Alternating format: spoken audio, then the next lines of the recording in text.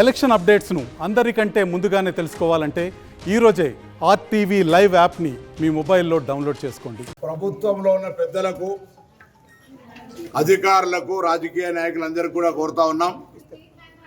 ఇవాళ చేనేత వృత్తులను పరిరక్షించే బాధ్యత ప్రతి పౌరుడి మీద ఉంది. నేను గతంలో కూడా అనేక సందర్భాల్లో ఈ శాలువలు, పూల బొకేలు బంద్ చేసి చేనేత ద్వారా ఉత్పత్తి అవుతున్నటువంటి ఇటువంటి ఇచ్చినట్టయితే ఉత్పత్తి చేసే వాళ్లకు ఉపాధి, ఇవి మళ్ళీ భవిష్యత్తులో వాడుకోవడానికి కూడా ఉపయోగపడతాయి. కాబట్టి ఎక్కడికి వెళ్ళినా ఇవి తప్ప వేరే ప్లాస్టిక్తో సమానమైనటువంటి చాలా కాస్ట్లీ శాలువలు అనవసరంగా కప్పొద్దని నేను కోరుతూ అధికారులు కానీ రాజకీయ నాయకులు కానీ దీన్ని దయచేసి పాటించి తెలంగాణలో ఉన్నటువంటి చేనేతకు అందరికీ కూడా చైతన్యాలను కోరుతా ఉన్న. ఒకటి. రెండు, ఈ వృత్తిని ప్రోత్సహించాల్సినటువంటి బాధ్యత గల ప్రభుత్వాలు స్వాతంత్రం వచ్చినప్పటి నుండి లేని విధంగా నూలు మీద GST విధించి మొట్టమొదటిసారి చేనేత రంగాన్ని సంక్షోభంలోకి నెట్టింది.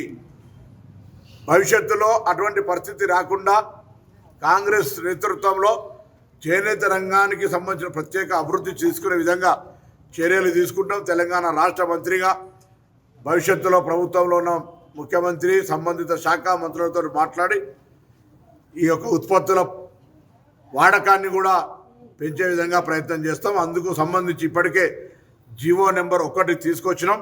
ఈ జీవో నెంబర్ 1 ద్వారా తెలంగాణలో ఉత్పత్తి అయ్యేటువంటి చేనేత ఉత్పత్తుల్ని ప్రభుత్వ అవసరాలకు వినియోగించే బట్టకు సంబంధించి వీళ్ళ దగ్గరనే టెస్కో ద్వారా కొనుగోలు చేయాలని జీవో ఇచ్చినాం. ఇక్కడ కూడా కొనుగోలు ప్రక్రియ, పేమెంట్కి సంబంధించి క్షేత్రస్థాయిలో పని లేదు, పని ఆగింది అనేటువంటి మాట కూడా చూడాలని సందర్భంగా కోరుతూ, నేను ఒక గీతన్నగా, గౌడ కార్మికుడిగా, నేతన్న కార్మికుడిగా నేను అండగా ఉంటాను.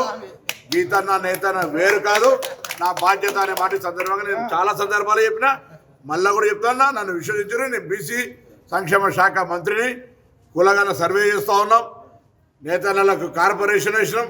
వాళ్ళ చదువుకునే పిల్లలకు సంబంధించి ఉపాధి అవకాశాలు ఏ విధంగా మెరుగుపడాలో కూడా అన్ని రకాల చర్యలు తీసుకుంటా. ఇందుకు సంబంధించి మెరుగైన చర్యలు, మెరుగైన విధంగా భవిష్యత్తు చూపెట్టడానికి పద్మశాలి నేతన్న మేధావులను కూడా సలహాలు, సూచనలు అడుగుతున్నా. వాళ్ళందరూ కూడా ఏమని సందర్భంగా కోరుతూ, తప్పకుండా నేను నా బాధ్యతగా నేత వృత్తికి 100% అండగా ఉంటానే మాట మరొకసారి హామీ ఇస్తాను. నమస్తే అండి. ఇది వ్యాపారం గురించి కాదు, ఓటు గురించి. ఎన్నికల్లో ఓటు వేయడం మన హక్కు మాత్రమే కాదు, కర్తవ్యం. ఎంతో మంది మహా నేతలు శ్రమించి ప్రాణత్యాగం చేసి ఈ అవకాశాన్ని మనకిప్పించారు. అందరూ ఓటు వేద్దాం. ఎందుకంటే ఓటు హక్కు ఊరికే రాదు. నా ఓటు ఎవరికో తెలుసా? అది సీక్రెట్ అండి.